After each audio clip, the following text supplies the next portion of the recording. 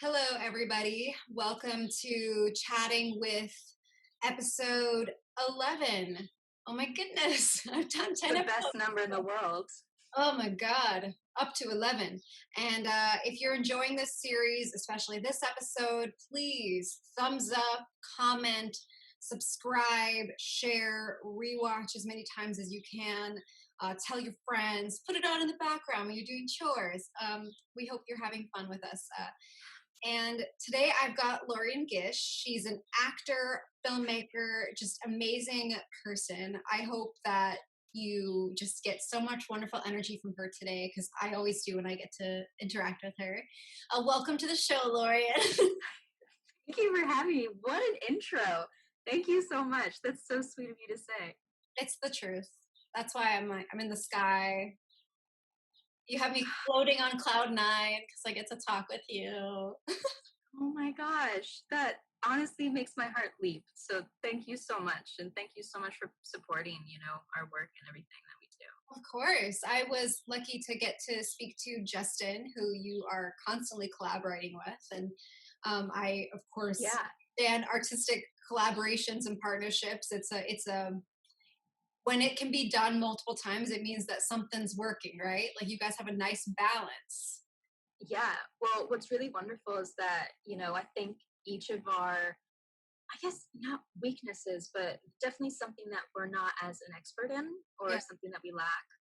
The other one makes up for tenfold. So, Yeah. for example, Justin is all about style, aesthetic, like he understands how things should look to make someone feel something. Yeah. And I'm way more story-oriented and themes and why we're feeling these things and how it can hit certain people and us as the creators as well. Yeah. I definitely, I was checking out some of your shorts, and I can't remember the name of it right now, but it's the one that is in the shower. Oh, washing up. Yeah. That one. Okay. Can you explain to me? It said photographed and acted like with you. You Yeah. explained what, like how, and oh my gosh, I was telling Clay Yeah. about it. But So we actually we got inspiration from the same director who did Lights Out, but now I can't remember his name for the life of me. But he started out doing like 3-minute films with his girlfriend in his house, and we were still in college. I think we were both in our third year. We were like, we just want to do something. We want to make something, and we had this idea, and we wrote it, and he directed it, and I was like, you know what, if you're going to direct it, you can't possibly do both at the same time. I'll just do it. It's my camera, it's my lights, I'll just do it. Yeah. It was one of the most trying things that I think I've actually ever done as far as a 2-man crew, and like we shot it over 4 hours, maybe 5 hours, and then had to do reshoots for another 3 hours of just getting everything just right. Wow. Yeah, I mean, it something I notice about your work that you've been involved in is that you and Justin are very like what's the word? Like economical with the time you're given. Like each shot is not a waste. Like it's not like a static, unnecessary shot. Like it's either built for tension, pace. Like everything is popped with like the score or the action being like it's hard to describe unless you see it, so I'll make sure to link all your work below. But it's I appreciate it, because sometimes I think people just have static, master shots, and there's validity in that. But I really appreciate the thought you put into the use of the different shots and angles. And yeah, Thank you. That's so sweet. yeah, I mean, it's the truth. If it happens to be sweet, then that's just because that's what you are. But what what would you say is like your? I asked my guests, like, what is like your North Star, like a guiding principle, and when you do your work, like, when I talked to Justin, he said that he likes to explore like an experiment. Each thing is an exercise or a test in different styles, especially within the horror genre. For you, when you think about your creation, do you what kind of things like guide you in your art? Well, it's kind of the same principle that I guess Justin was talking about. It's definitely for a specific purpose. Yeah. I think in his mind it was more of genre and subgenre and figuring out that. But for me, it's more like horror in general is so connected to my own mental health discoveries. I think Yeah. fear was such a big part of my life that I started like fearing the fact that I was afraid, Yeah. and it became part of my identity in a very negative way. And so always had this fear that fear would be like this monster inside of me that I would just let out at the wrong times. And then I realized within the genre, like that is completely accepted. It's Oh, not yeah. even, it's more than accepted. It's encouraged. It's marketable. Everyone feels it. And I have a way to experiment and work through things that are hurting me at a specific moment in time through the stories. It's to help me figure out things. I've read this book that's called Big Magic by Elizabeth Gilbert, who also did Eat, Pray, Love, and like yes, absolutely. I've actually never read or seen the movie, but totally respect this woman. She talked about how fear is like the most boring thing about a person. Tadpoles have fear where they're in a petri dish and a human's hand runs over the petri dish and they like scatter. It's one of the most, I guess boring and just mundane things in your personality. Yeah. And then I thought about it and I was like, you know what, that seems really valid. I understand that we should separate ourselves from the fear and move on and be full people. But more so, I think it's so interesting when you do accept the fear as part of your personality and part of the stories that you're trying to tell, because it is so universal and it is so, basic. Yeah. Yeah. I completely, I mean, when we were emailing back and forth, preparing to talk, I was struck by something you said about how um, you have like this intentional creation, and it's something that maybe I'm just noticing more because I am one, but a lot of female creators that I've talked to, they get to a place where they want to turn their inward feeling outward as like a means of understanding themselves, and then hoping for like that to resonate with others.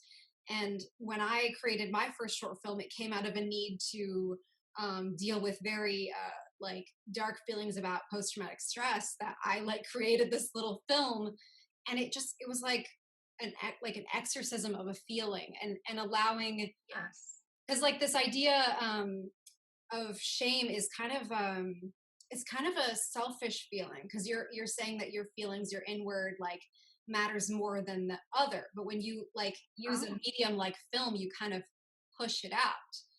And so for in my case, like I wrote it down and I made it into a film.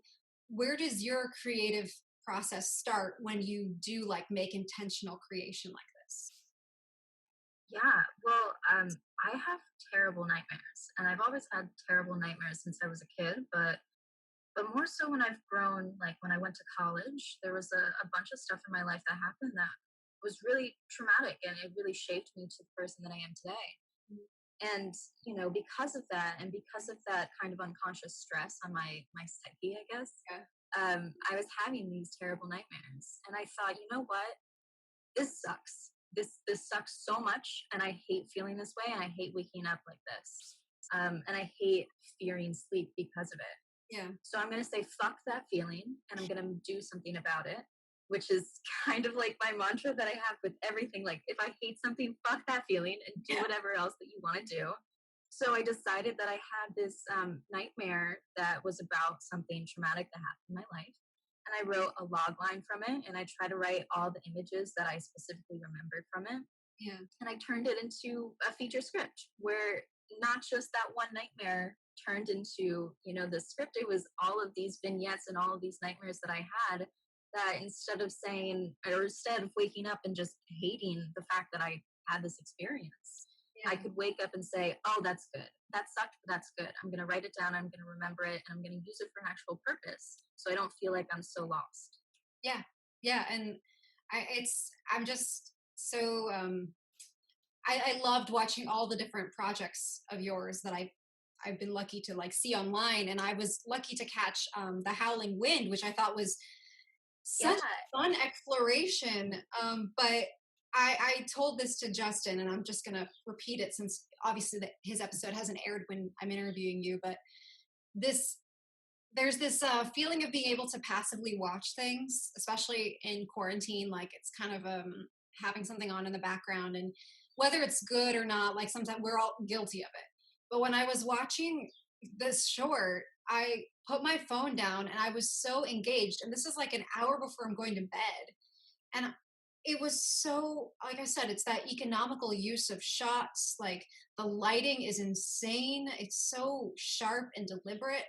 And it just happens to be such a resonant theme right now, this idea of how people react when they're stressed and they're trapped.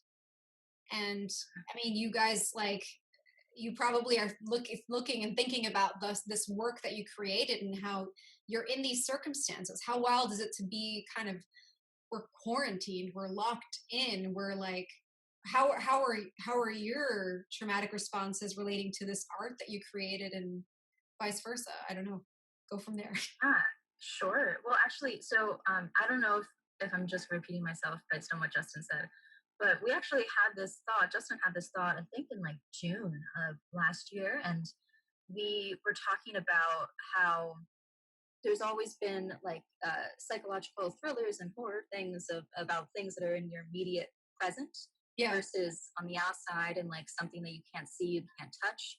And we thought, there's not really anything about wind in horror. There's always like the fog, obviously, but like wind.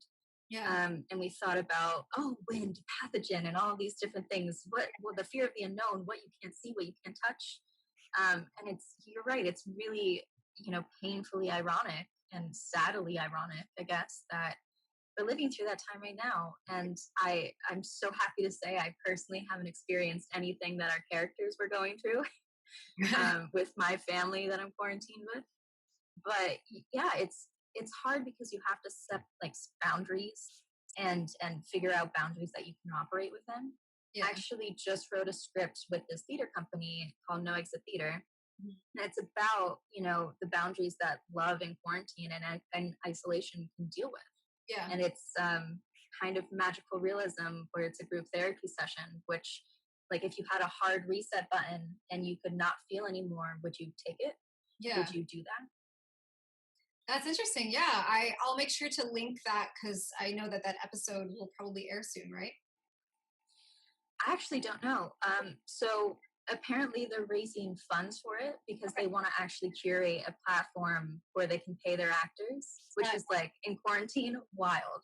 So, yeah, I'm actually a lucky recipient of a nice grant from the Actors Fund, which was very like, congratulations. Thank you. I mean, that's what it's there for, right? Like it's, if you are someone who can subsist off of being an artist, like, and you can't do your art in a regular manner, like it's great that the Actors Fund and various other organizations are trying to make sure that artists get paid because, like, you're creating art, you've created art, you have art that is, on its way to the public viewing and already available as well. It is a time where people are finding comfort in art more than ever. And I think that we can't take our artists for granted right now. We need to take care of them. We need to feed them. So that's cool that they're raising those funds because. Yeah, absolutely. Yeah. That's wonderful that you got to experience that and take advantage of that. Yeah. I was able to make sure that, certain bills were paid so that I wasn't so distraught. And that's, part of the mental health of being in lockdown when we can't interact with people the same way we used to. We can't depend on jobs and things like that. But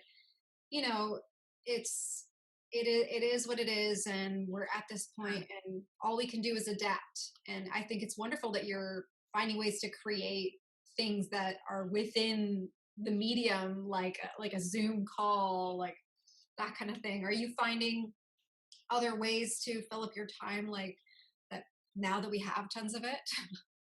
Like, yeah, well, actually, I love to talk about that because, I've been really struggling. It's it's been, you know, I want to bring about in therapy, and I want to figure out why I'm feeling the way that I'm feeling. But I've felt kind of lethargic for no reason. I get tired from just staying still all day, and it's been, you know, isolation really sucks, and not having anywhere to put your energy really sucks. And you know, I love the fact that I get to do things like this with you and write these kind of stories. But I have a novel that I so gracefully put away in a secret drawer in my mind because I can't bring myself to write it.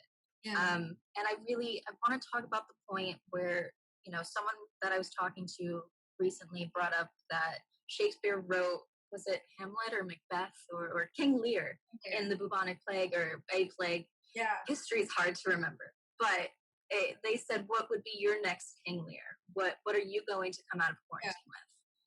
And I had that thought sit with me for a good long time. And I realized that it's really shitty of me to want to make something out of nothing when I feel so nothing myself. Yeah. And I came to the realization that it's okay not to touch that novel. It's okay not to write your next opus. It's okay not to do work right now because we've never really encountered this in our lifetime and also past generations' lifetimes. So something new that we're all navigating. Yeah, I know that the first few weeks of quarantine, my husband Clay, who you know, he's a very much a Capricorn, and he had us, even though we were sick, he still had us on a pretty regimented schedule. Like, we get up at this time, we'll work out, we'll do this, we'll have a call, we'll, you know, I'm gonna be writing a script, and then da da da da. And so there was like maybe like 3 or 4 hours a day that he and I called study hall. And the first couple days, I did honestly nothing. I just disassociated. I just numbed out and then was in and out of social media and was just like, what is this world? And I don't know how I fit into what I can do. And then that, like, believe it or not, progressed to, all right, I just burned 4 hours scrolling through TikTok. Like, okay, I guess that might be healthy. And then after that, mixed in, I would spend maybe an hour or two talking on FaceTime with my mom. And that was really therapeutic for me. Even though we already talk a lot, like, it was just nice to, like, just put in that extra time. And then I started having more of these conversations privately with friends who were kind of forcing me to and like making me be social because they know I can get to a dark, dark place sometimes. And then I was like, damn, people are saying stuff that's like really useful. Can I like exploit this for like some sort of like positive thing? And you know, I think that you're such an honest and soulful person, and I think that you create art that is intentional. And you know, a lot of people, they want to continuously content create or continuously, you know, put out art or whatever, and there's validity in that, but I think it is beautiful to breathe and focus and make things intentionally and with your full heart and soul, and so that it is matched with your integrity. And yeah, so like I'm glad that you are noticing where you can be high functioning within this situation and where you can allow yourself slack, because I think that everyone needs permission right now to allow that, you know? Yeah, to allow themselves to breathe. Like, absolutely. I've been right there with you with the 4 hours plus on TikTok. Like, it's really great to have that kind of numbness and that kind of distraction Yeah. to put all your focus and energy into instead of what's going on in the outside world. Yeah, and it's like 15 seconds. It's like you don't have to really like put too much focus, but you know, it's actually, on that note, let's just like, everybody that's watching, Sure. breathe.